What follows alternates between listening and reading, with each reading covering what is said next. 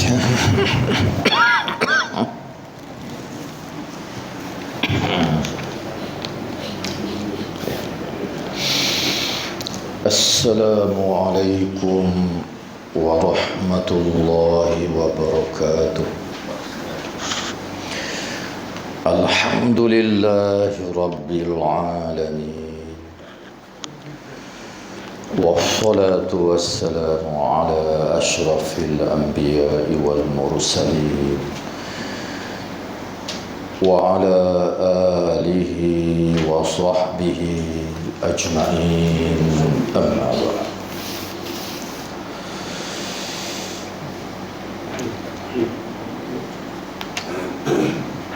Yang dihormati dan dikasihi Fadil Ustaz Syukri S. Surau kita, Abandin Bendahari Bila-Bila Mansur, Fadil Ustaz Nawi, seluruhnya sahabat-sahabat yang saya hormati dan saya kasihi sekalian.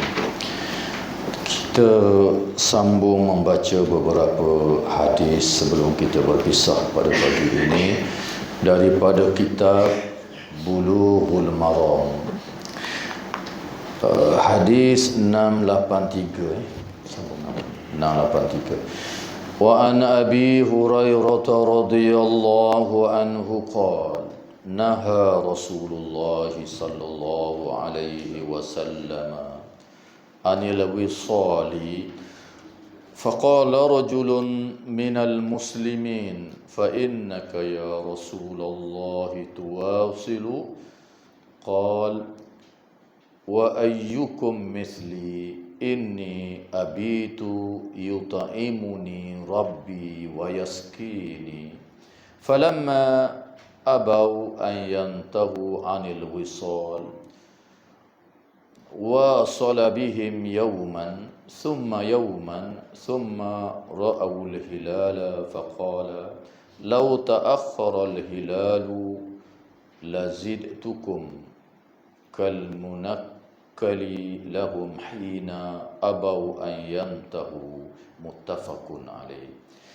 Diriwayatkan dari Abi Hurairah radhiyallahu taala anhu yang telah menceritakan, Abi Hurairah telah ceritakan bahawa Rasulullah sallallahu alaihi wasallam naha, melarang puasa al-wisal, puasa terus menerus, daripada maghrib sambung sampai maghrib, esok pula tak buka-buka.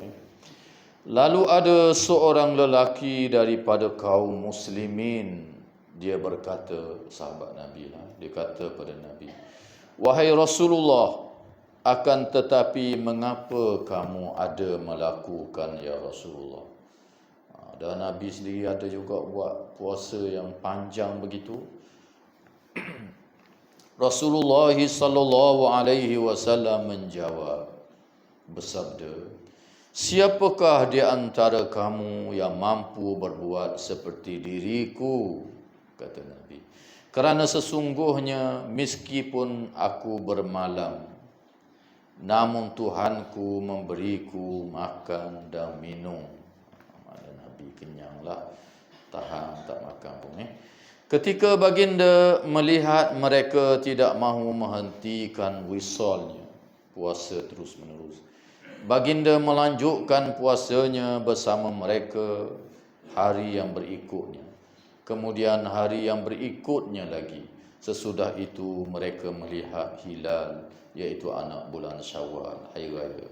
Maka baginda sallallahu alaihi wasallam bersabda, seandainya hilal anak bulan Syawal muncul terlewat, nescaya aku akan mengwisalkannya lagi terhadap kamu, menyambungkan lagi puasa. Baginda sallallahu alaihi wasallam mengatakan demikian dengan nada menegur mereka.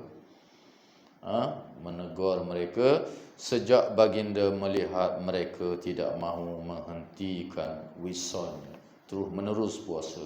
Hadis ini muttafaqun alaih, diriwayatkan oleh Imam Bukhari dan Imam Muslim. Status hadis ini sangat sahih. ada dalam Bukhari, ada dalam Muslim paling tinggi. Dan periwayat hadis ini di peringkat sahabat pun ramai. Abi Hurairah,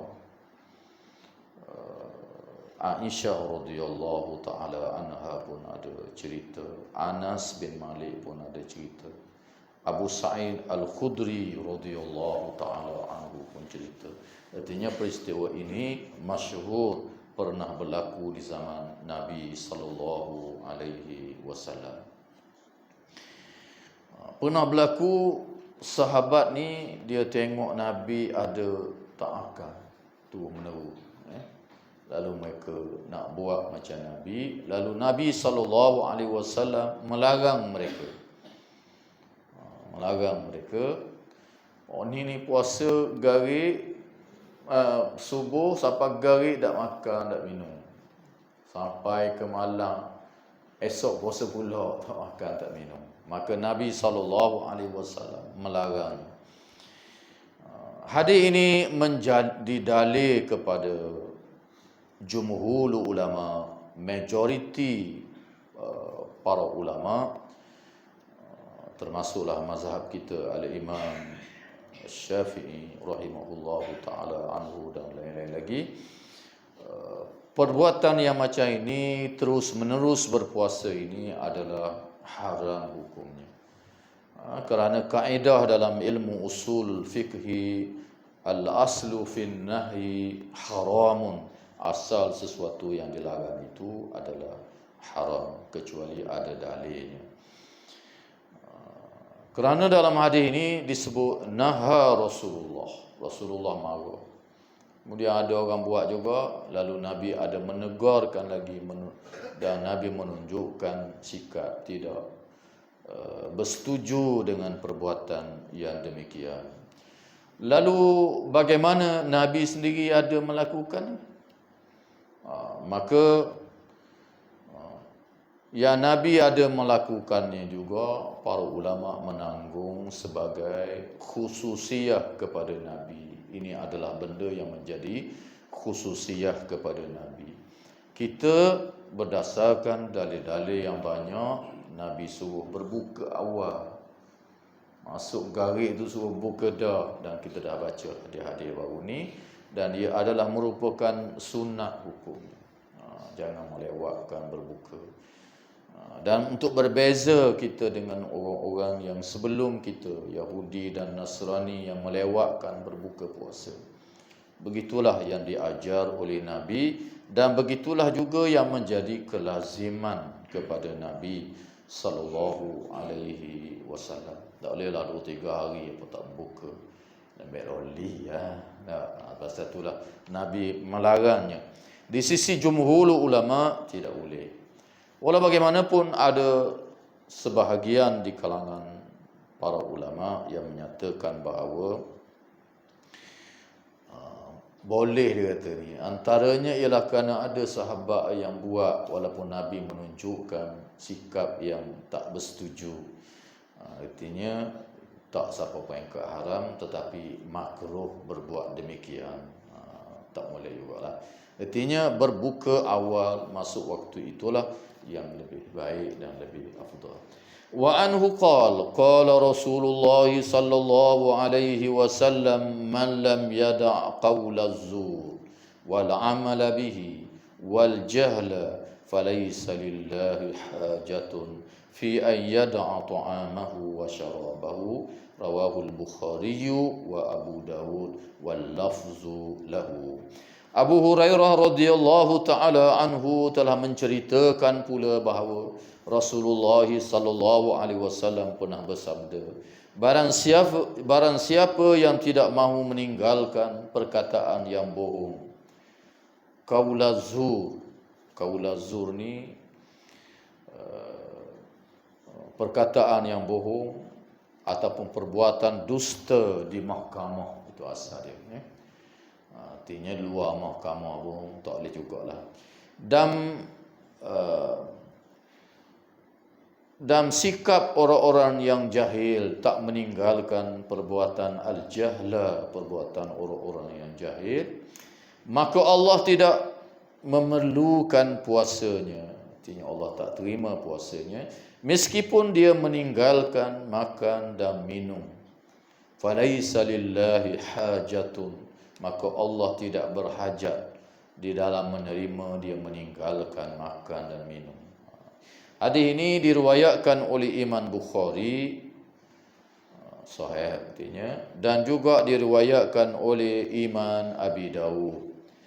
Redaksi hadis ataupun lafaz hadis yang kita baca ini adalah riwayat Abi Dawud. Hadis ini adalah sahih.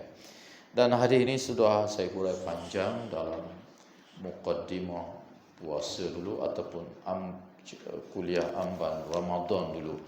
Di mana Nabi SAW menyatakan bahawa Allah tidak menerima pahala puasa di sisi seseorang yang melakukan dosa-dosa besar, menjadi saksi bohong di mahkamah, melakukan perbuatan orang-orang yang jahil, yang tidak mengetahui halal dan haram.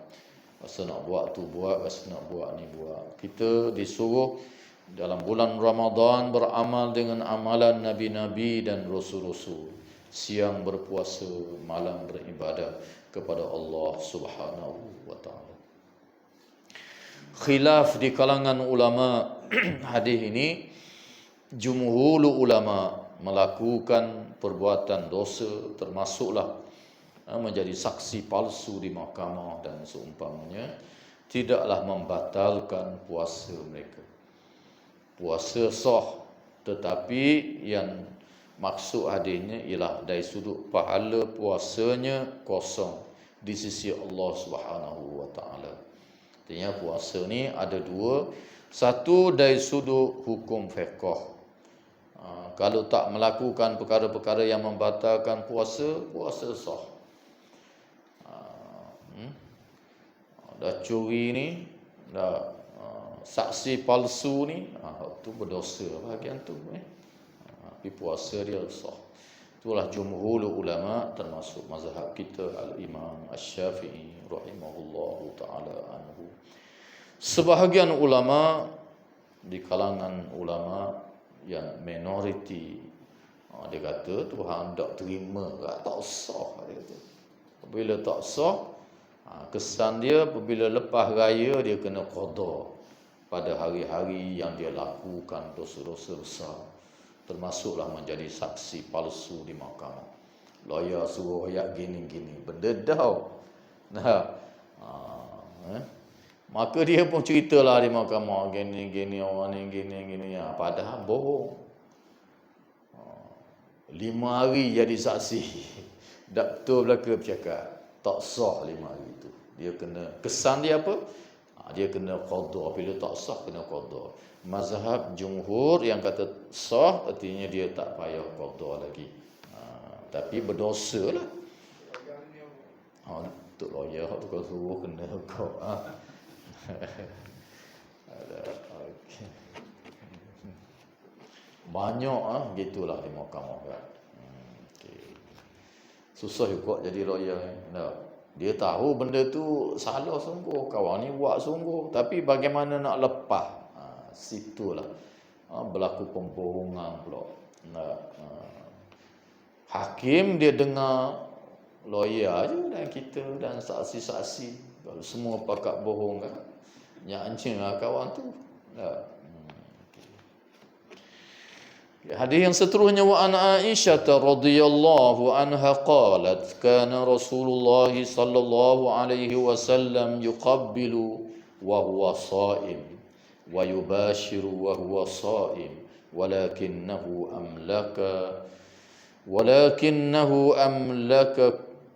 amlakukum liirbih, muttafaqun alaih wal lafzu li Muslim wa zada fi riwayatin fi Ramadana. Aisyah radhiyallahu taala anha menceritakan bahawa dahulu Rasulullah sallallahu alaihi wasallam pernah mencium dan memeluk isterinya meskipun sedang berpuasa. Namun baginda adalah orang yang paling mampu di antara kamu dalam mengengkang nafsunya ataupun berehinya. Hadis ini riwayat Imam Bukhari dan Imam Muslim. Sahih hadis ini. Nabi pernah cium isteri dia, termasuk Aisyah radhiyallahu taala anha, sedangkan Nabi puasa. Nak mari semayang pun Nabi cium isteri dia, Aisyah radhiyallahu taala anha dan lain-lainnya. Kemudian Nabi mari semayang. Ini hadis telah kita baca dulu. Jadi tu imam pula. Tak ambil air semayang pun. Dah tak batal air semayang ke? Kalau ikut hadis tu tak batal. Sekadar bersentuh dengan isteri, majoriti para ulama tak batal. Tapi dalam mazhab kita Al-Imam Asy-Syafi'i dalam ijtihad dan fatwa dia batal. Ya. Dengan orang lain pun tak batal juga mazhab lain. Orang perempuan ajnabi, bukan anak beranak kita pergi pegang dia, batal air semayang kita. Dah boleh pegang dah orang lain? Dah boleh pegang. Perempuan yang asing, yang ajnabi tak boleh pegang, haram. Tapi dari sudut air semayang tak batal. Okay. Sebab tu kalau kita pergi ke Mekah, belang-belang tawaf tu, tengok orang Arab tu ya piping suami isteri. Laki pakai ihram lengang, pegang tangan.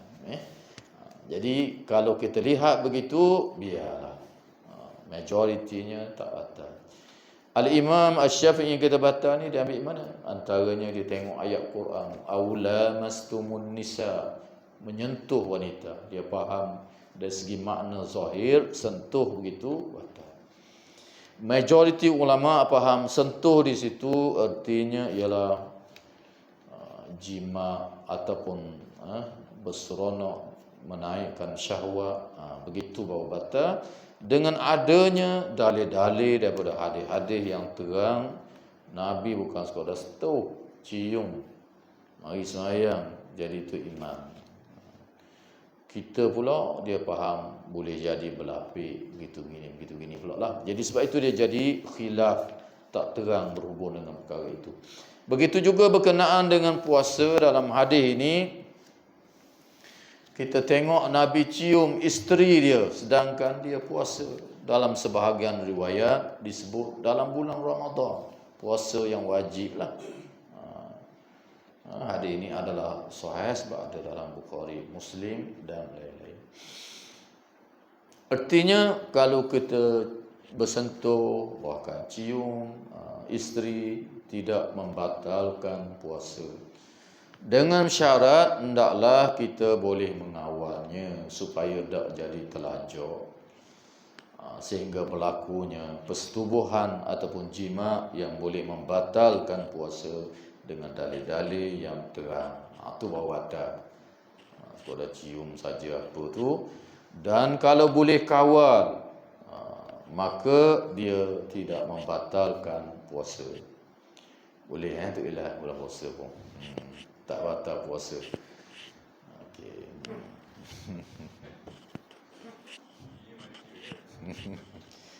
Sepakat cium saja je, tak boleh lebih daripada tu. Kalau orang-orang muda yang tak boleh kawal, takut jadi lebih jauh, tak boleh juga. Dipanggil saddu zara'i, menghalang daripada pergi lebih jauh. Okay. Dan juga bagaimana jika sekiranya dia cium, dia apa tu, keluar air mahzi, air yang keluar kerana berseronok, bukan air mani. Air mani batal lah. Ni untuk cium-cium biasa tu kadang-kadang bagi orang yang kuat sikit, dia keluar dah air. Air tu dipanggil air mazi, sebagaimana yang telah kita bincang jenis-jenis air yang keluar daripada kemaluan kita. Jumhur ulama, majoriti para ulama, termasuk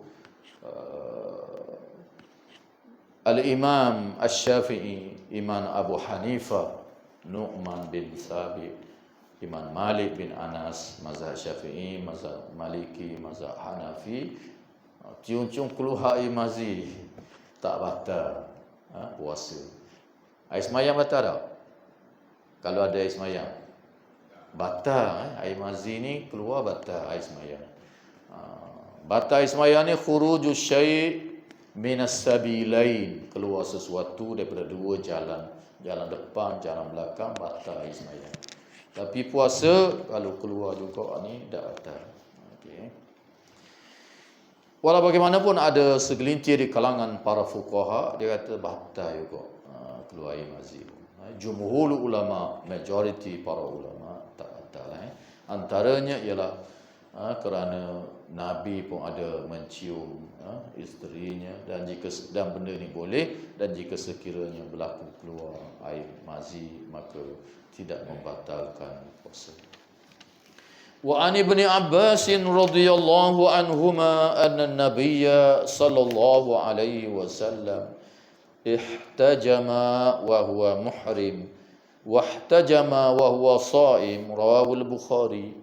Ibnu Abbas radhiyallahu taala anhu telah menceritakan bahawa Nabi sallallahu alaihi wasallam pernah berbekam meskipun sedang berihram, ihram haji ataupun ihram umrah, dan pernah pula berbekam meskipun baginda sedang berpuasa. Ketika berpuasa pun ada juga Nabi berbekam. Wahtajama, Nabi pernah berbekam. Wa huwa shaim, hal keadaan dia sedang puasa. Wa huwa, wa tu dalam tata bahasa Arab dipanggil wawul hal. Kalau nak terjemah, hal keadaan dia bekam tu dia puasa. Itu maknanya. Waw ni dia ada banyak makna dalam bahasa Arab. Sini dipanggil wawul hal. Hal keadaan dia sedang berpuasa, dia berbekam tu. Jadi berdasarkan hadis ini, dan Nabi sendiri bekam, dia puasa. Jadi berbekam ni batal tak puasa? Tak batal. Nabi sendiri bekam. Hadis ini sahih, diriwayatkan oleh Imam Bukhari dan lain-lain. Walau bagaimanapun di sisi sebahagian walaupun mana puasa ni tak batal, tetapi kita baca segi hadis bawah. Wa an Shaddad ibni Aus radhiyallahu anhu anna Rasulullah sallallahu alaihi wasallam ata ala rajulin bil Baqi' wa huwa yahtajimu fi Ramadana faqala aftar al-hajim wal mahjum, rawahu al-khamsah illa at-Tirmidzi wa sahahahu Ahmad wa Ibn Khuzaimah wa Ibn Hibban. Shaddad bin Aus radhiyallahu taala anhu menceritakan bahawa Nabi sallallahu alaihi wasallam mendatangi seorang lelaki yang sedang berbekam di Baqi' dalam bulan Ramadan. Baqi' ni di belakang masjid Nabi sallallahu alaihi wasallam, sekitar itu termasuk perkuburan di situ dipanggil Baqi'. Okey. Belakang masjid Nabi itu ada kubur. Kubur itu dikenali sebagai perkuburan Baqi'. Kawasan itu dipanggil Baqi'. Berlaku ni dalam bulan Ramadan. Lalu baginda sallallahu alaihi wasallam bersabda, telah batal puasa orang yang berbekam dan orang yang berbekam dan orang yang melakukan proses bekam tu. Biasa bekam ni atas kepala, atas belakang. Biasanya dia tak boleh buat sendiri, orang lain tu kan buat. Hadis ini diriwayatkan oleh khamsah. Khamsah ni selalu saya sebut, yang diriwayat oleh Imam Ahmad, Tirmizi, Nasa'i, Ibnu Majah dan Abu Daud. Itu 5. Kecuali Tirmizi. Tak masuk. Walaupun dalam khamsah tu masuk Tirmizi, tapi hak ni dalam Tirmizi tak ada. Ada dalam Ahmad, Ibnu Majah, An-Nasa'i dan Abu Daud. Ada. Dan juga Imam Ahmad di dalam musnad dia kata hadis ini status dia sahih. Di sisi Imam Ahmad sahih. Begitu juga dengan Imam Ibn Khuzaimah kata sahih, Ibn Hibban kata sahih. Jadi tadi Nabi ada bekam, dia puasa. Kok ni pula ada kata batal pula. Lagu mana? Maka apabila berlaku demikian, berlaku khilaf di kalangan ulama. majoriti para ulama pegang hadis 686 sebab hadis ni lebih sahih daripada hadis bawah, sebab ada riwayat dalam Bukhari lebih tinggi lagi. Jadi majoriti para ulama pegang ni, termasuk Imam Syafi'i kita, mazhab kita, termasuk mazhab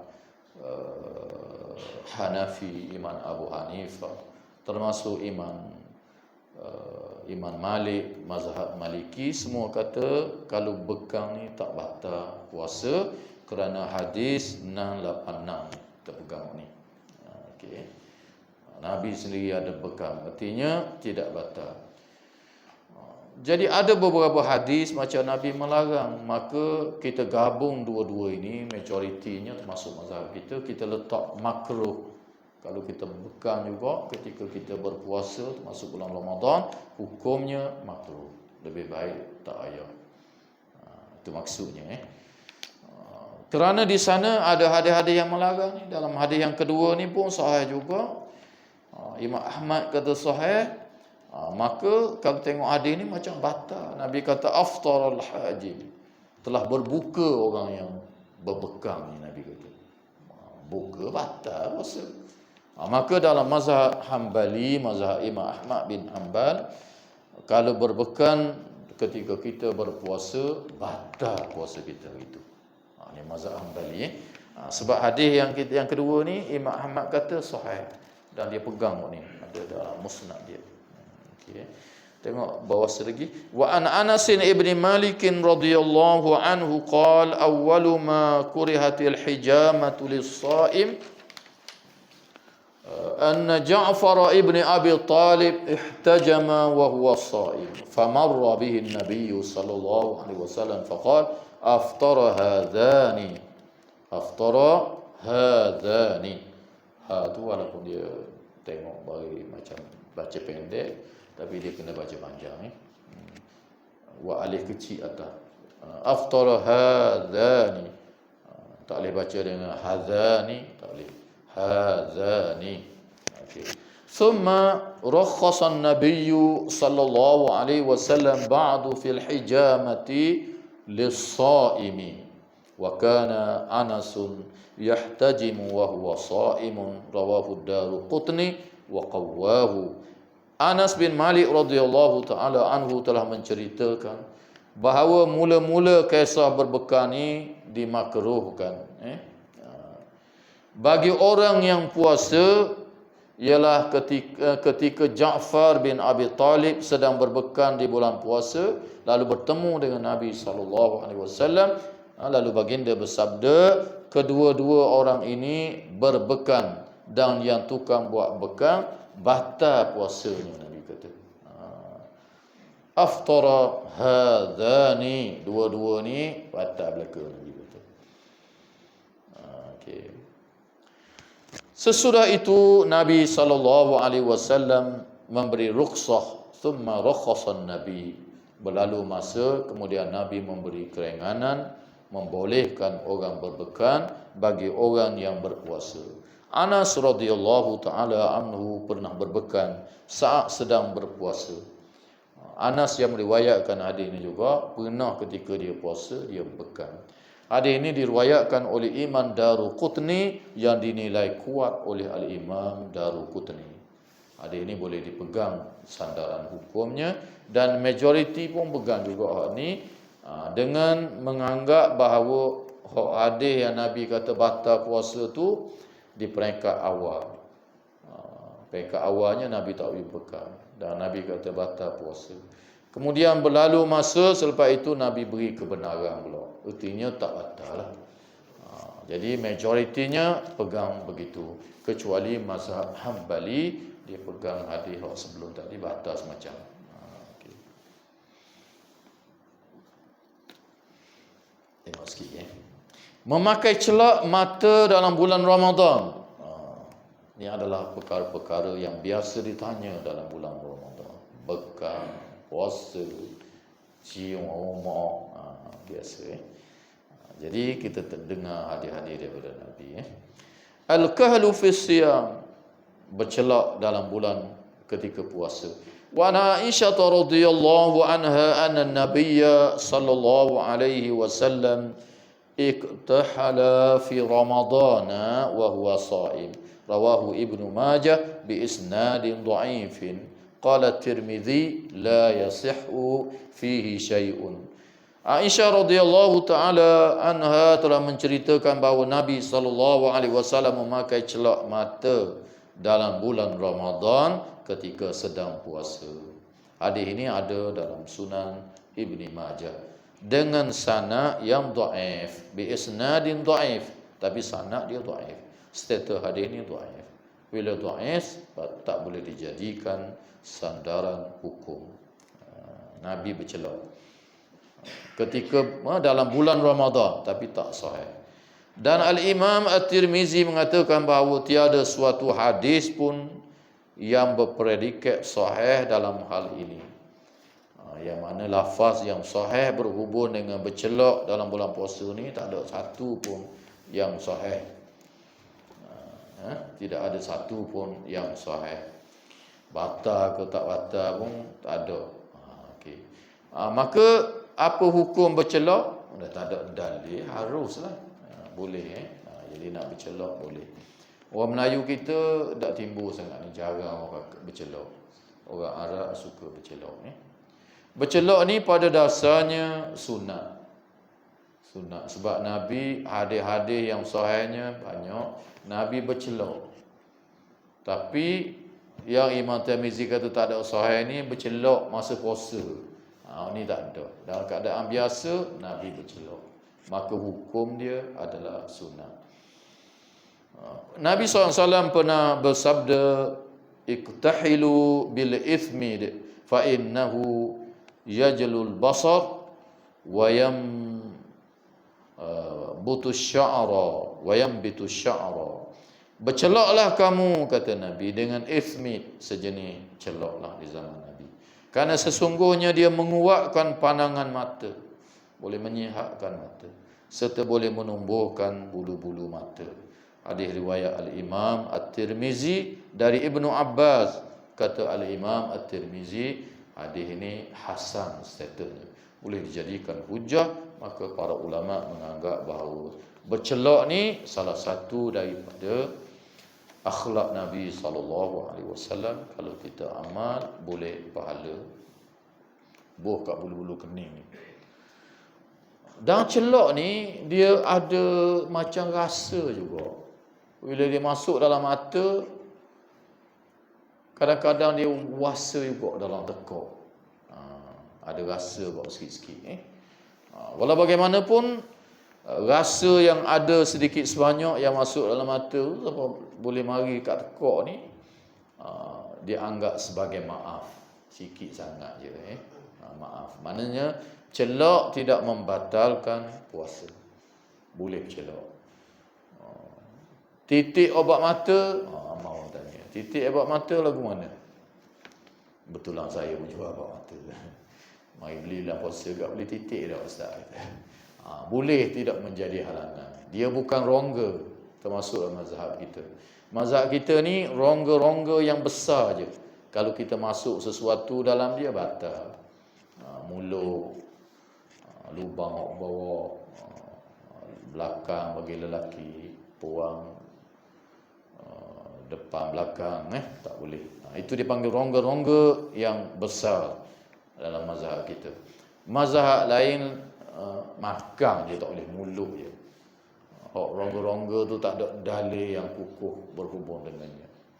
Okey. Korek telinga tidak menjadi halangan dalam mazhab lain. Kalau gatal sangat korek lah. Yang tak boleh sungguhnya makan minum. Yang tak boleh korek telinga, korek hidung, pakai dalam. Ni dia kias kepada makan, masuk dalam rongga. Tak sama makan dengan masuk dalam rongga-rongga itu di sisi sebahagian fuqaha. Ada sahih sungguhnya dalam Quran tak boleh makan, tak boleh minum. Antara fajar hinggalah terbenam matahari. Itu yang ada dalam Quran, dalam hadis-hadis yang terang. Manakala rongga-rongga ni berlaku kekhilafan di kalangan para fuqaha daripada dulu lagi. Walau bagaimanapun dalam mazhab kita, ijtihad al-Imam Asy-Syafi'i, rongga-rongga yang besar ni tak boleh ukur. Jagalah lebih baik jagalah. Budak-budak biasa tanya, anak-anak saya pun biasa. Kau telinga Abi boleh tahu? Kata ni. Kalau saya kata korek je lah. Okay. Sebab benda ini khilaf dan dalil-dalil yang terangnya tidak ada. Sebahagiannya tak setuju kita kias dengan makan. Kau telinga dengan makan serupa tak? Kias ni benda yang serupa. Okay.